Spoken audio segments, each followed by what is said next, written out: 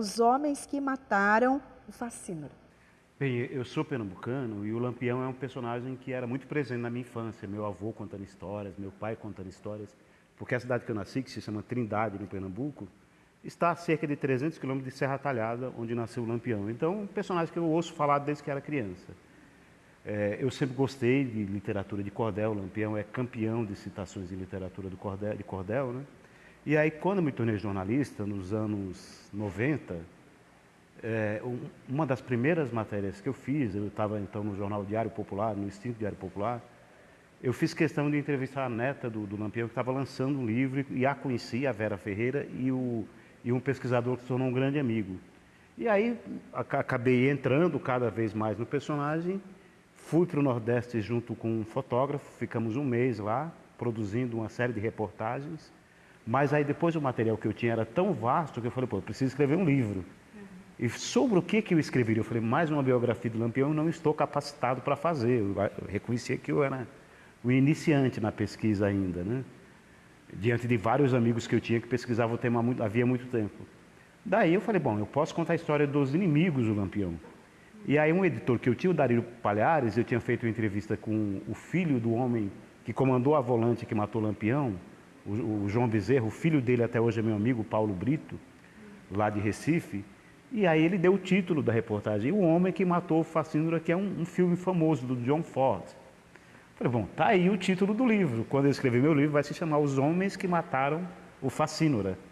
E aí lancei esse livro. Ele foi lançado a primeira edição em 2007, fez muito sucesso, vendeu 6.000 exemplares em menos de um ano, rendeu uma entrevista no Jô, inclusive de 40 minutos, entrevista longa.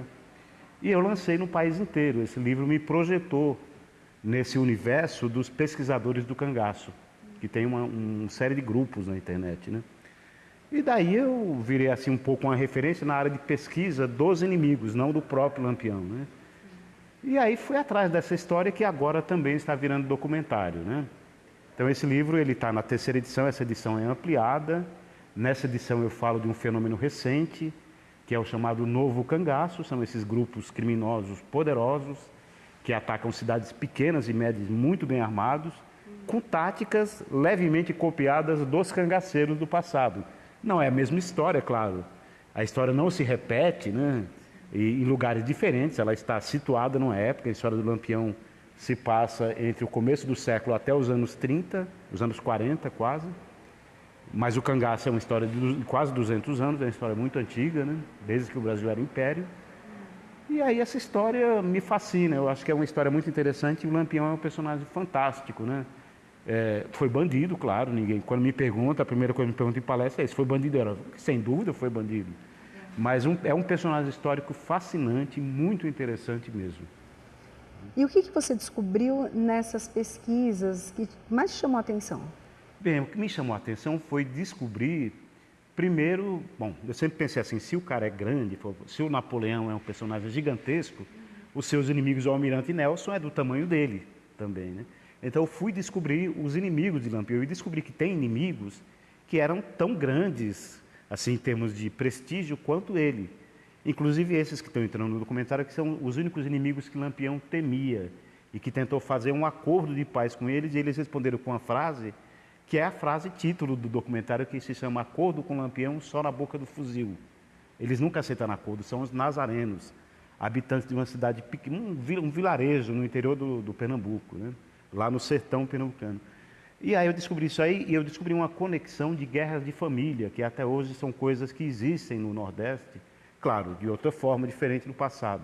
Então existe uma grande conexão entre as lutas de família e a história do Lampião, porque ele mesmo é produto de uma luta de família, ou seja, da luta de uma família poderosa contra outra família poderosa, no caso os Pereira contra os Carvalho, lá em Serra Talhada. E a gente acaba descobrindo conexão de Lampião com outros personagens históricos, né? Que, por exemplo, a destruição de Lampião, a morte de Lampião, o combate contra Lampião, foi ordenado pelo próprio ditador do Estado Novo, Getúlio Vargas, né? Porque o Lampião aparece em várias publicações, filmado, fotografado, à vontade na Caatinga, lá em Sergipe, deixando bem claro que ele não tem medo da polícia. E aí o ditador, o Getúlio Vargas, se acha que é um absurdo isso, porque como pode? Então ele pressiona os interventores nordestinos, que recebem um prazo para eliminar, prender ou matar Lampião. E isso acontece pouco tempo depois. Então a pesquisa trouxe muitas revelações, né? Eu costumo dizer que eu sou historiador e jornalista, sou meio híbrido das duas coisas. Então eu digo que eu pesquiso como historiador, com o grau de profundidade do historiador, mas eu gosto de escrever como jornalista, porque jornalista escreve fácil, né? Os historiadores, inclusive, admiram e respeitam esse trabalho do jornalista, por causa dessa coisa de escrever fácil, né? Da forma, nós somos treinados para escrever para todo mundo, né? Então eu junto um pouco das duas coisas e essa metodologia foi bastante exitosa, né? O livro é o meu best-seller, eu tenho vários outros, mas esse é o meu livro mais bem sucedido. É o meu livro que abriu assim, um espaço gigantesco em muitos lugares, né? E que me permitiu conhecer muita gente interessante, inclusive os descendentes de cangaceiros, alguns cangaceiros com quem eu ainda convivi, e muitos inimigos de Lampião. Entre eles, o que mais me marcou foi um velhinho que, quando eu entrevistei, ele tinha 95 anos, se chama Davi Jurubeba. E esse homem, ele era tão valente, ele era um dos nazarenos dessa comunidade que agora está virando documentário. Ele é tão valente que ele desafiou Lampião para um duelo de punhal, no meio de um combate. E Lampião não aceitou. Respondeu para ele, Davi Jurubeba, essa coisa de brigar de punhal é coisa de doido. E não foi, que era briga de punhal no modo antigo, em que as pessoas amarravam o braço um no outro, cada um com um punhal de 1 metro de lâmina na mão. Nesse tipo de combate, em geral, morrem os dois. Você está do lado da pessoa, então você, basta esticar o braço, você atinge o adversário. Não tem como fugir, você está preso ali, né? Então essa história, ela assim me revelou o Brasil profundo, me ajudou a revelar o Brasil profundo, do qual eu sou oriundo também, só que eu tenho 40 e tantos anos de São Paulo, eu já perdi aquele conhecimento do sertão, né? E voltar a esse sertão e contar essa história é basicamente contar a história do Brasil, né? Um recorte da história do Brasil que aparentemente é conhecida, mas na verdade não é. As pessoas não conhecem muito bem a história de Lampião e muito menos a história dos seus inimigos, né? Então, me deu muito prazer contar essa história porque me trouxe as lembranças da infância. Muitos episódios aconteceram mais ou menos na cercania de onde eu nasci, né? E aí, com o documentário, foi mais interessante ainda porque eu levei um cineasta paulistano, filho de nordestinos, que nunca tinha ido ao Nordeste, e quando foi pela primeira vez, descobriu que boa parte da história da família dele está ali. Ele é sampaio de uma das famílias em lutas em Exu, na qual nessa Lampião não esteja envolvido, porque essa história é posterior a Lampião.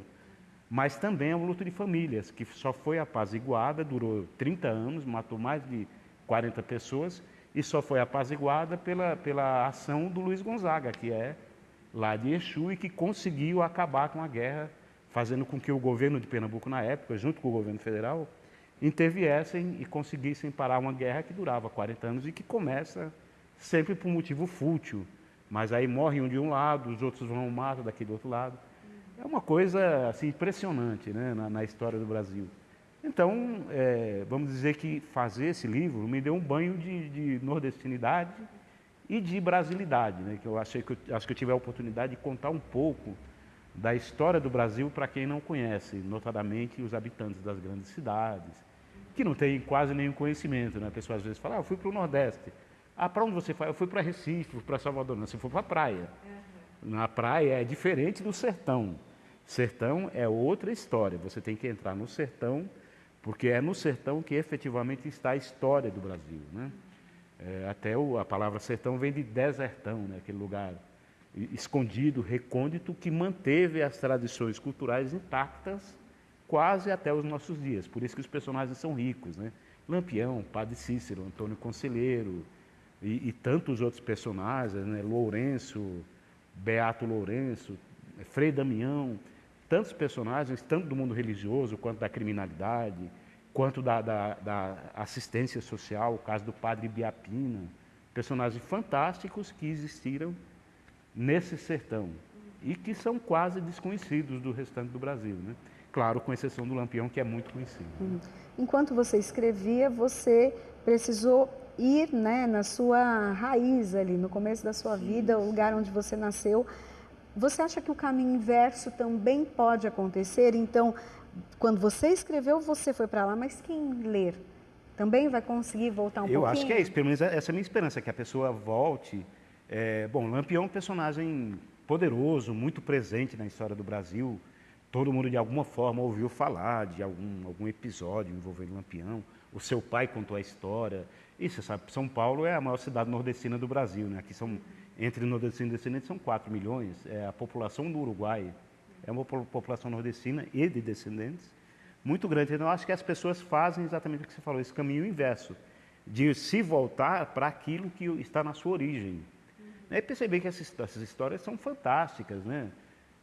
Que nós, claro, nós não temos o dinheiro, não temos Hollywood aqui, todas essas histórias virariam filmes e seriam filmes fantásticos, né? O primeiro livro de Lampião que eu vi muito interessante, eu era livreiro na época, isso a gente está falando dos anos 80, começo dos anos 80, foi escrito por um americano, Billy James Chandler, que ele veio para o Brasil, ele era jornalista e engenheiro geológico, e ele sofreu um acidente de carro na minha cidade natal, exatamente na cidade do lado da minha cidade natal, onde eu nasci, né, de Mararipina. Ele estava no hospital e uma pessoa contou para ele sobre Lampião. Ele nunca tinha ouvido falar do personagem, ele é americano.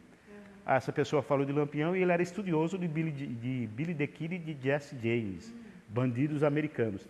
Aí ele olha e fala, poxa, mas esse Lampião é muito maior do que Billy the Kid, do que Jesse James. Lampião chega a ter 100 anos em armas, domina 7 estados nordestinos, interfere até na política local, é muito próximo dos coronéis que o ajudavam, que o apoiavam. Portanto, ele não pode ser um bandoleiro, um bandido social, porque ele é um cara ligado aos coronéis. Ele tem uma presença gigantesca, ele é um personagem nacional e também internacional. Ele faz muito sucesso fora do Brasil, né? Meus amigos europeus, quando a gente se fala, eles dizem que quando tem exposição sobre Lampião lá principalmente nos países latinos, os europeus latinos, os franceses, espanhóis e italianos, quando tem alguma coisa lá, eles falou que essas exposições lotam.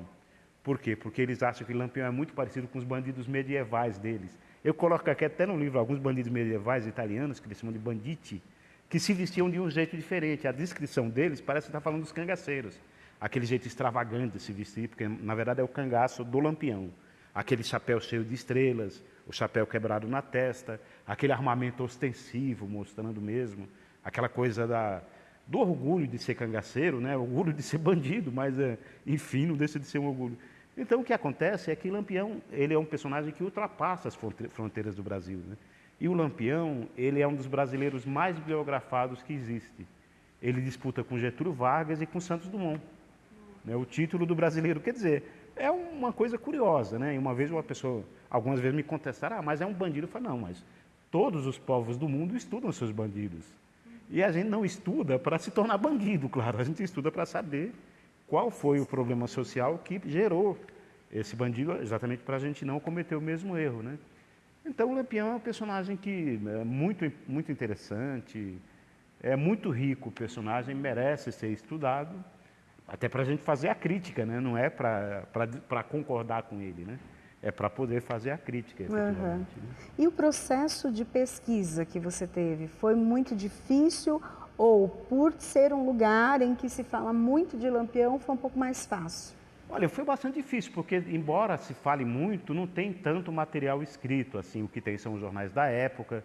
Eu dei muita sorte, na época que eu escrevi o livro, eu peguei muita gente viva, convivi muito com a Sila, que foi cangaceira, escapou do massacre de Angico em 1938, convivi com uma série de outros personagens, convivi com coiteiros, que são protetores dos bandidos, convivi com os volantes, que são os soldados que o combateram. Então eu dei sorte de conviver com muita gente. Então o livro tem uma pegada bastante de história oral, né, as histórias que as pessoas contam oralmente, mas também tem uma pesquisa aprofundada em livros antigos. Hoje eu tenho uma biblioteca de mais ou menos 100 livros sobre cangaço, alguns deles escritos com Lampião em vida ainda, são da década de 30. Lampião morre em 38, mas são livros da começo dos anos 30. E jornal antigo, consegui pegar uma vasta quantidade de jornais antigos. Então, essa foi uma pesquisa extensa, que eu tive que fazer várias viagens ao Nordeste e pesquisar também em outros acervos, mais em São Paulo e alguns outros lugares, várias bibliotecas, né? Então, foi uma pesquisa bastante extensa e que rendeu o livro. Essa pesquisa durou aproximadamente perto de 8 anos, 8, 9 anos, foi longa. Claro, por quê? Porque a gente faz a pesquisa junto com todas as outras atividades. Eu ficava o tempo todo trabalhando. Na época eu já trabalhava em jornal, já era jornalista.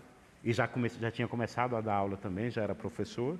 Então, junto com isso, eu escrevi o livro nos horários de folga. Eu lembro que eu escrevendo o livro e minha filha era bebê. Minha filha tinha meses, eu esperava ela dormir para escrever o livro. E aí, quando o livro foi lançado, o lançamento foi lá na livraria da Vila, lá na Vila Madalena, e minha filha estava lá, ela ganhou um chapeuzinho de cangaceiro, ela tinha 5 anos, ela ganhou um chapeuzinho de cangaceiro de um amigo que foi lá, ela ficou andando pela livraria com um chapeuzinho na cabeça, fazendo um tremendo sucesso, né? Então o livro foi isso, o livro me trouxe muita satisfação pessoal, e me aproximou um pouco mais das minhas origens, né? Que não estavam perdidas, claro, mas estavam um pouco distantes, né? Eu já tinha toda uma vida, toda uma carreira em São Paulo, né? Então o livro me fez voltar lá e ver que todas as histórias que meu pai e meu avô contavam eram míticas, né? Claro, o mito é um pouco de história também, né? De certa forma, né? Então eles contavam muitas histórias que não batiam com a realidade, lugares que Lampião nunca tinha ido, né? A história de Lampião no Piauí. Lampião nunca esteve no Piauí, nem no Maranhão. São os únicos 2 estados nordestinos que ele nunca pisou. Os outros 7, todos ele esteve, né? E assim, Lampião é um personagem que fica 20 anos no cangaço, né? Então a história dele é muito rica em muitos detalhes. É o primeiro que permite a entrada das mulheres, né? As Era uma mulheres coisa, entram. você até comentou, né, que conversou com uma cangaceira, né? Sim, E sim, daí eu qual convivi que muito com era a Cília. essa relação de ter as mulheres também,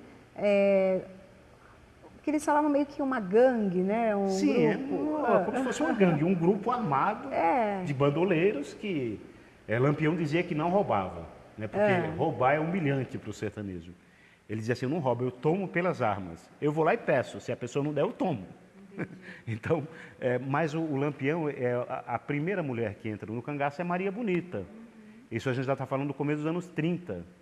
Eles se encontram na Bahia, quando o Lampião saiu de Pernambuco, foi para lá, estava perseguido em Pernambuco, atravessa o Rio São Francisco e vai para a Bahia, e leva a Maria Bonita, que já era apaixonada por ele, ela se separa do marido, e ele a leva para o cangaço. Então ela não era chamada de Maria Bonita no cangaço, ela era chamada de Dona Maria ou Maria do Capitão, porque Lampião ganhou uma patente de capitão dos batalhões patrióticos para enfrentar a Coluna Prestes.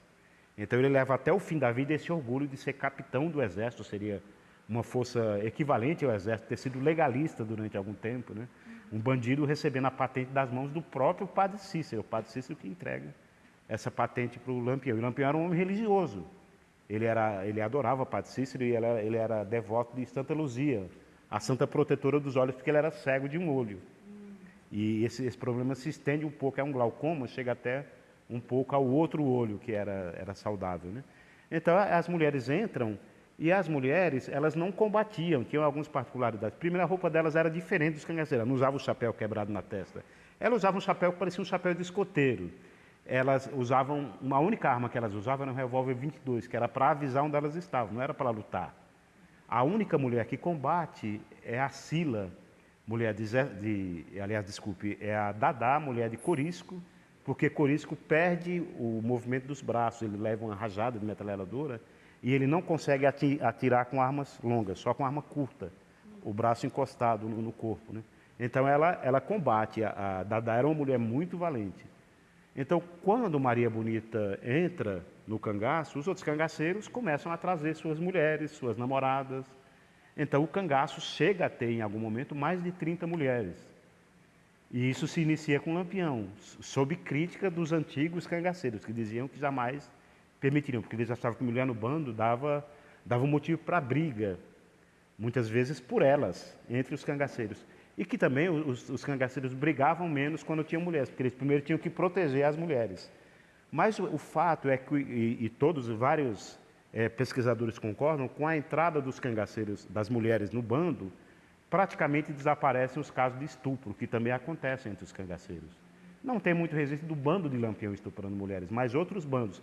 Porque Lampião, ele tinha um bando dele, ele tinha vários bandos separados, comandados por outros cangaceiros, por exemplo, Corisco, Zé Sereno, Zé Baiano, Calais e vários outros cangaceiros, e esses cangaceiros eram como se eles fossem capitães e o coronel era Lampião, ele comandava todos, e esses cangaceiros atacavam em lugares distantes um do outro. E quando tinha um grande ataque, todos se juntavam. Então era uma forma também de Lampião iludir a polícia, porque dizia, não, o Lampião está aqui, mas ele foi visto em tal lugar. E ninguém sabia ao certo onde ele estava, né? Então, o Lampião, ele é um grande estrategista, ele perde poucos combates com a polícia. Na verdade, ele ganha 80% dos combates, né?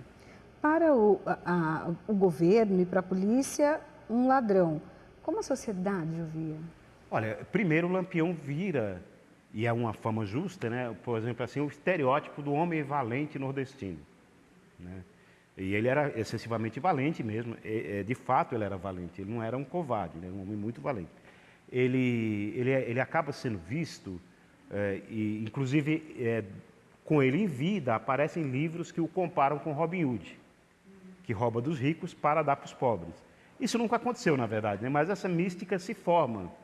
Com o passar do tempo, essa história acaba sendo apropriada por parte da inteligência brasileira, por parte dos intelectuais, que passam a ver o cangaço como movimento social, como se eles fossem bandidos sociais. E nunca foram, na verdade, né? Então, parte da sociedade, e especificamente no Nordeste, mas não só lá, uma boa parte da população vê os cangaceiros como bandidos sociais, como heróis, né? Coisa que, de fato, eles nunca foram, mas essa mística, ela é muito forte até hoje no sertão, né? Eu lembro que, cerca de 10 anos, a CPTM fez uma enquete nos seus trens, perguntando se Lampião era herói ou bandido. Ganha o herói por 80% dos votos. A gente lembra que uma boa parte do público dos trens é composta por nordestinos, né? Então as pessoas conheciam a história do Lampião, mas elas tendem a achar que Lampião é herói, né? O que ele nunca foi, na verdade, né? O problema é que a polícia era extremamente truculenta, ela cometia crimes também, e os policiais, eles se vestiam, quando combatiam o cangaço, eles se vestiam iguais aos cangaceiros. Então, alguns crimes cometidos por soldados da volante porque eles se deslocavam, né, atrás dos bandidos. Alguns crimes cometidos por volantes são creditados, caem na conta dos cangaceiros ou do próprio Lampião. Então, também tem exageros, né? A própria imprensa da época tinha aquela coisa assim, Lampião joga as crianças para cima, recebe com um punhal. Isso nunca aconteceu, né? Isso é uma mitificação do personagem, né? Mas essas coisas pegam, né? Isso tem um peso, né? Então o Lampião acaba se tornando uma espécie de um sinônimo de resistência do sertanejo diante das muitas adversidades, diante da seca, da miséria, da extrema pobreza. Então ele acaba virando um símbolo dessa resistência do sertanejo e é apropriado por parte da inteligência brasileira, que depois vai notar que essa história não se confirma, né? Lampião não era um bandido social, né? Era um bandido como outro qualquer, só que com inteligência muito acima da média. Ele era muito inteligente, efetivamente. Aí você é jornalista e historiador. Quando foi fazer a pesquisa, o lado historiador, lógico, que grita, né, para encontrar ali as respostas. Qual é a diferença entre o que a imprensa falou na época sobre ele, noticiou, e o que a história, os historiadores colocaram nos livros? Pois é, meus amigos acadêmicos, historiadores ou sociólogos, eles dizem uma coisa interessante, falam assim que o jornalista, ele é lago, muita informação, mas quase sempre informação curta, rasa, porque nem dá tempo de saber de tudo, né? A gente não consegue se aprofundar, você faz 100 pautas diferentes por dia, né? por ano, né? Sei lá. E já o historiador, ou acadêmico em geral, ele é poço, pouca informação, muito menos que o jornalista, só que aprofundada, né? É o formato de um poço, né? Então eu acho interessante essa comparação, porque é assim, o que era a imprensa da época, ela cobria Lampião um pouco à distância. Há poucos registros de jornalistas se aproximando de Lampião. Isso acontece, por exemplo, quando ele vai em 26 receber a patente de capitão, ele é entrevistado. Na verdade, é um médico que o entrevista, um médico jornalista, né? E ele dá algumas outras poucas entrevistas, porque Lampião ficava lá no meio do mato, no meio da caatinga, então era muito difícil um jornalista chegar até lá, ou ir depois nos locais de combate que ele participou. Então a imprensa acaba tendo uma informação de segunda mão, contada pelos moradores, contada pelos policiais, contada pelas pessoas que combateram o Lampião, e essa coisa acaba sendo um pouco fantasiosa. Então a imprensa da época acaba ajudando a disseminar umas versões fantasiosas, como essa que eu falei do punhal. Joga a criança para cima e recebe com um punhal. Isso parece um pouco a história de Herodes lá na antiga Palestina, né? Então, na verdade, essas coisas nunca aconteceram. Então, a imprensa ela tinha uma tendência a exagerar, né? E é claro, isso é a imprensa nordestina, a imprensa do Sul acabava comprando esse jeito de divulgar essa história da imprensa local. Então era muito exagerado. Claro que há exemplos de gente que fez um trabalho como deve fazer, em profundidade, mas são meio raros, né? Agora, o historiador, ele vai na letra fria, né? Ele não tem nenhuma emoção, né? Ele vai ali nos documentos. Então, por exemplo, eu peguei processos de época, eu peguei boletim, que seria o boletim de ocorrência das histórias. Toda vez que eu ia encontrar uma história, eu checava com o cangaceiro, com o policial, às vezes chocava as versões e procurava, então, me aproximar. Então, na hora de pesquisar, eu era historiador. E, claro, a imprensa também é um objeto de pesquisa, né? Então eu pesquisava também em muitos jornais. Mas na hora de escrever, aí que eu falava, não, agora aparece o jornalista, né? E foi tão forte essa coisa de escrever, que eu me lembro de uma vez que eu estava em casa escrevendo enlouquecidamente e tinha que aproveitar esse tempinho que minha ex-mulher e minha filha dormiam para escrever. E aí, em algum momento, eu me virei e eu tive a impressão de ver Lampião do meu lado. Eu falei, nossa, agora a coisa é complicada, agora eu estou vendo coisas. O que eu estava falando tanto do personagem que ele quase conversava comigo ali, né? Só faltou ele falar comigo. Se falasse, eu ia ficar com muito medo. Mas, no meio da noite apareceu Lampião. No meio da noite aparece, fala, pô. E uma vez eu estava no diário, aí de repente me liga uma pessoa lá da portaria, do Diário Popular, o extinto Diário Popular, lá era repórter de cidades. Aí o rapaz da portaria fala, ó, tem um casal te procurando aqui. Eu falo, pede para subir. Aí estou de cabeça baixa, escuto alguém dizer assim, cabra, eu vim te ver, tu falou tanto de mim que eu vim te ver. Quando me levantei, era o próprio Lampião e Maria Bonita. Eu tomei até um choque, eles vestidos, inclusive com a farda azul que Lampião usava, que era a farda dos batalhões patrióticos. Perfeitos. Eram dois atores, eles estavam divulgando uma peça, Lampião vai ao inferno para buscar Maria Bonita, e eles queriam, então, divulgar a peça ali. Então, como eles sabiam que eu gostava da temática, eles já tinham lido meu livro, eles foram me procurar lá para ajudar a divulgar. Então, aí fizemos uma matéria, divulgamos, mas foi um susto. Eu me levantar e ver o próprio Lampião, mas perfeito, o ator era perfeito. Ele estava vestido como o Lampião, ele tinha a altura do Lampião, o Lampião era um homem alto, para os padrões sertanejos, tinha aproximadamente 1,80 m, era muito magro, ossudo, né? Tinha uma cor muito morena, era um homem pardo, né? Pardo para quase negro, né? E era um personagem assim, até bem humorado, né? Eu coloco no livro, tem momentos que Lampião é bem humorado, né? Que ele faz piadas com a situação, né? Ele não era um homem truculento o tempo todo, ele era violento quando a ocasião exigia, mas ele também sabia ser diplomático, né? Ele respeitava os amigos, ele dava salvo-conduto para os amigos, tem fotos e registros. Ele tinha uma letra bonita, um homem que estudou muito pouco, mas que sabia ler e escrever. O que no sertão, na época que ele viveu, era uma minoria que sabia, né? Uma curiosidade, a presença das mulheres mudou alguma coisa dentro, então, daquela construção que eles tinham? Porque quando a gente pensa na Maria Bonita, é uma mulher forte que estava à frente também. Sim, muda. Primeiro tem essa coisa da diminuição ou quase extinção do histórico de estupros, que praticamente deixam de acontecer, né? Depois, eles suavizam com a presença das mulheres, eles ficam um pouco mais suaves. E tem alguns registros de Maria Bonita salvando vidas. Gente que Lampião queria matar, inclusive um menino venezuelano que eles prenderam, era um escoteiro que estava andando pelo sertão, foi preso. E Lampião não conseguia entender o que ele falava em espanhol, achou que ele era espião da polícia. Amarrou no tronco e ia matá-lo no dia seguinte. Aí Maria Bonita falou, não, rapaz, deixa pra lá, o menino é tão bonitinho, aí solta. Aí o venezuelano escapou da morte, né? E tem outros registros assim.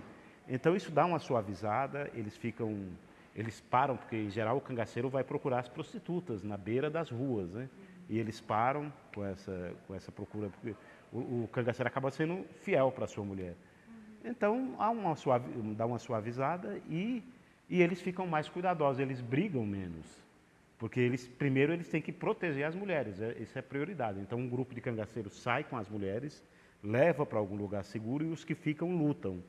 Aí logo que eles acabam aquela luta, eles correm para encontrar com as mulheres, né? E os filhos, as crianças que As nasciam crianças ali naquele contexto? que nasciam, claro que elas não podiam viver ali, seria impossível viver no meio do cangaço. Ele vivia o tempo todo combatendo, andando a pé, no meio do sertão. Cangaceiro quase não andava a cavalo, né? Então, claro, o que acontecia com as crianças? Elas eram dadas para outras pessoas cuidarem, como foi o caso de Dona Expedita, filha de Lampião e Maria Bonita, hoje com 90 anos, que participou inclusive dos desfiles de carnaval, porque Lampião ganhou em São Paulo e no Rio. As duas escolas que ganharam homenageavam Lampião e ela estava nas duas, tanto na de São Paulo quanto na do Rio, né? Ela mora em Aracaju, ela tem 90 anos aproximadamente, né? E ela foi cuidada por um vaqueiro. Lampião entregou com a carta pedindo para esse vaqueiro cuidar, e ele tinha uma filha da mesma idade dela, então ela foi criada como se fosse gêmea dessa menina. Até que quando Lampião morre, aí a polícia fica sabendo por alguma denúncia e vai até lá e pega a menina. Ela inicialmente é levada para um orfanato, depois um irmão de Lampião que vai cuidar dela e cuida até o fim da vida dela, né?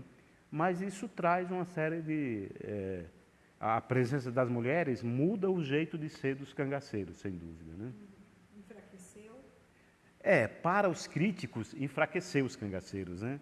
Eles achavam tem um cangaceiro, Senhor Pereira, que era anterior a Lampião e que foi o único chefe que Lampião teve, que ele mesmo disse que eu não permitiria mulher no bando, porque mulher, primeiro os cangaceiros brigam menos, depois pode provocar briga no próprio bando, como tem registro de traições, de mulher de cangaceiro traindo aquele cangaceiro com outro. Inclusive tem uma morte bárbara de uma mulher que ela é morta a pauladas, porque ela foi vista traindo o cangaceiro, que era o marido dela, com outro. Então tem realmente, de certa forma, a presença das mulheres ajuda a trazer uma certa decadência para o cangaço, que depois é extinto. Quando Lampião morre em 1938, 2 anos depois morre Corisco. E é o último momento do cangaço. O cangaço, como banditismo organizado, desaparece com Corisco. Né? Somente 2 anos depois da morte do Lampião.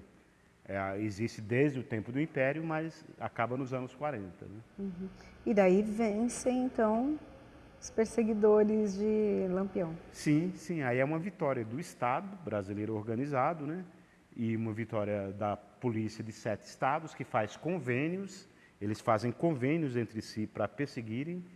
E aquele negócio, né? Quando Lampião estava em atividade, a polícia gastava muito com a perseguição dele, né? Eram policiais de 7 estados e que faziam esses convênios de forma que uma polícia de um estado podia atravessar para o outro estado em luta com Lampião, né? E depois, quando Lampião morre, você tem que desmobilizar um enorme exército. E vários desses personagens, alguns que eu conheci, eles vêm para São Paulo quando acaba o cangaço. Né? Um que eu conheci, o Marancó, ele vivia lá na Serra do Mar, ele veio ajudar a construir a Via Anchieta. E ele até contava para mim que passou muito frio lá na Serra, né? Nunca tinha passado tanto frio na vida. Do Nordeste veio para cá, ainda vai para a Serra, né? E ele participou da criação, da fundação da Anchieta. O que acontece? Você desmobiliza um monte de gente, um verdadeiro exército. Essas pessoas acabam vindo para São Paulo, que é quando está começando o movimento de Inocêncio para São Paulo. Então você vai vir para São Paulo cangaceiros, vários vieram para São Paulo, o Zé Sereno foi um deles, vai vir volantes, soldado de volantes, vai vir coiteiros, ou outras pessoas que são do universo do cangaço. A própria costureira de Lampião vem para São Paulo, ela vai viver aqui. A Sila vive aqui, se torna costureira. O Zé Sereno vive aqui, se torna vigia de escola municipal. Dizem que nunca mais teve assalto depois que ele chegou. Então, o Nordeste acaba sendo a pátria dos cangaceiros e alguns deles se tornam amigos. O soldado se torna amigo do cangaceiro. É muito curioso, eles se encontram depois e são amigos, porque não tem mais motivo de ódio. A história já passou, né? Então, tem histórias muito curiosas. Uma boa parte dos personagens do meu livro eu vou encontrar em São Paulo. Uma parte no Nordeste, mas uma boa parte dele, talvez metade, estará em São Paulo. Por quê? Porque os nordestinos vieram para cá e entre eles os cangaceiros, de um lado ou de outro, de todos os lados envolvidos no universo do cangaço. Esses personagens a gente vai conseguir ver no documentário? Ou o que a gente vê no documentário? No documentário aparecem principalmente os nazarenos, que eram habitantes de uma pequena vila de Nazaré, que eu digo que é a Bacurau da vida real. Nazaré enfrentou Lampião, enfrentou a Coluna Prestes, enfrentou a Revolução de 30 e enfrentou a PM de Pernambuco. Um dia a PM de Pernambuco, nos anos 30, cercou a cidade com 100 soldados e exigiu que os nazarenos entregassem as armas. Eles falaram, tudo bem, entregamos, só que vocês têm que vir buscar. Aí a polícia desistiu, porque ia ter muita morte. Falando, vamos entrar, esses caras vão matar um monte da gente, a gente vai ter que matar um monte deles. e a polícia negociou, eles entregaram armas quebradas para a polícia. Então é uma gente muito valente, que são meio quase que aparentados de Lampião, eram amigos de infância. Um dia que a família de Lampião comete desfeitas contra ele, eles se tornam inimigos dos cangaceiros. E vão ser inimigos até o fim da história deles, mas não vai ser um nazareno que mata Lampião. É um pernambucano chamado João Bezerra que comandava uma volante de Alagoas. E aí os nazarenos, eles têm muitos combates com o Lampião e eles, ao contrário da polícia convencional, eles ganham a maior parte dos combates. Eles vencem os cangaceiros, porque eles são gente da mesma região, e gente que também viveu a mesma história. Então eles têm uma resistência física impressionante, assim como Lampião e os cangaceiros, né? Imagina o que é você andar pelo sertão com 60 quilos nas costas, que são os equipamentos que eles usavam, naquele sol terrível, sem água, sem comida. Tem que ser muito resistente, muito resiliente, né? O soldado do litoral não aguentava, morria em pouco tempo, porque não tinha condições de fazer isso aí. Tinha que ser alguém de lá. Então, esse grupo dos nazarenos, a cidade se chama Nazaré do Pico, é um distrito de floresta, no interior de Pernambuco, do lado vizinho à Serra Talhada, onde Lampião nasceu. Esses caras, eles se tornam os únicos inimigos que Lampião temia. E ele fala, tem vários registros dele dizendo, os Nazaré, se a polícia vinha sem o Mané Neto, que era um dos nazarenos, é a mesma coisa que nada. E esse senhor que eu citei lá atrás, que enfrentou Lampião, desafiou Lampião para o duelo do punhal, era um dos nazarenos. Então esses personagens especificamente me chamaram a atenção por causa da valentia deles. Mas hoje, como que é o comportamento deles lá? Então, porque você conversou com eles, né? Sim, conversei com os descendentes deles, conversei com os filhos e netos, né? E também peguei, no documentário também tem os próprios falando que a gente pegou filmes antigos, né? Que as famílias tinham e nos cederam. Então hoje a população lá, até hoje eles odeiam Lampião, até hoje eles têm um comportamento de ódio contra, porque afinal de contas Lampião matou 16 nazarenos, 16 filhos da terra. Então matou os avós deles, os netos, né? Mas eles têm uma ligação muito forte com a história do cangaço, né? No documentário, por exemplo, aparece uma menina de 8 anos dizendo, qual que é, a gente pergunta assim, qual a sua ligação com a história do Lampião? Ele matou meu tataravô, e foi isso mesmo, Lampião matou o tataravô dela, né? Então é uma vila pequena, de mais ou menos 600 habitantes, em São Paulo uma rua tem 600 habitantes, né? E eles são todos meio parentes, eles são todos primos entre si, porque eram 2, 3 famílias que acabaram se tornando uma só, porque foram se casando. Os casamentos ficaram ali mesmo. E são umas pessoas muito boas, uns sertanejos muito honestos, muito éticos, mas que eles odeiam Lampião até hoje. Eles têm uma relação de ódio com o cangaço, né? Isso a gente vai conseguir ver no documentário. Sim, no documentário vai ter histórias muito curiosas, assim, histórias interessantíssimas, recordações muito bacanas, muita literatura de cordel, muita gente recitando poemas. Então o documentário, ele tem 1h20, então é um documentário relativamente grande, 1h30 mais ou menos. O meu parceiro é um cineasta premiado, se chama Marcelo Felipe Sampaio, e esse documentário vai fazer muito barulho, eu tenho certeza, né? Ele logo estreia por aí. Né? A partir de abril já. Sim, pode a ser partir do visto. dia 14 de abril, ele vai ser lançado, 14 de abril, que é um domingo, às 12h30, é o dia do lançamento dele lá no Cine Belas Artes, lá na região da Paulista Consolação, né? Ele vai ser lançado lá e eu creio que logo em seguida ele entrará no streaming.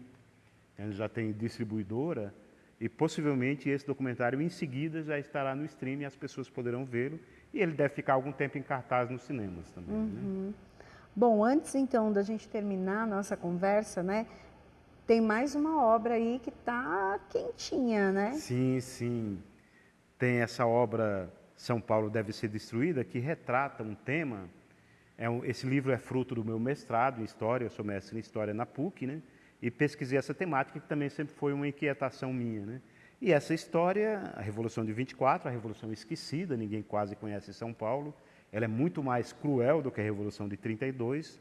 Nesse caso, morreu muita gente, mais de 500 foram mortos a tiros de canhão, né? A cidade foi bombardeada quase inteira, né? E essa história ela vai completar 100 anos agora, dia 5 de julho. A Revolução de 24 começou em 5 de julho de 1924, então ela completa 100 anos. Também vai virar documentário. O documentário do Lampião se chama Acordo com Lampião Só na Boca do Fuzil. E o documentário da Revolução, que está em curso, nós estamos fazendo, eu, esse cineasta e mais um colega professor, o Sérgio Santos. professor da São Judas, estamos fazendo. Esse documentário ele ficará pronto em meados do fim do ano e ele se chama São Paulo Deve Ser Destruída, que é o título do livro. E claro que não tem nenhuma vontade minha para destruir São Paulo. Eu estou contando uma história do passado, quando a São Paulo foi bombardeada pelo próprio governo federal e que não se importou com a possível destruição da cidade, que já era uma das cidades mais importantes do Brasil, já tinha uma poderosa indústria, né? E a cidade foi quase destruída. Os canhões franceses atiravam direto contra a cidade e dos mortos, 2/3 são civis. É uma história terrível que a gente acha que precisa contar também, porque essa história é basicamente desconhecida mesmo entre os historiadores. Bom, agradeço então essa conversa maravilhosa, Moacir Assunção Filho. Muito obrigada. Eu que agradeço, um grande prazer estar aqui, fico à disposição e fico muito feliz que tem um programa sobre livros na TV Alesc. Acho que a gente está precisando de programas sobre livros.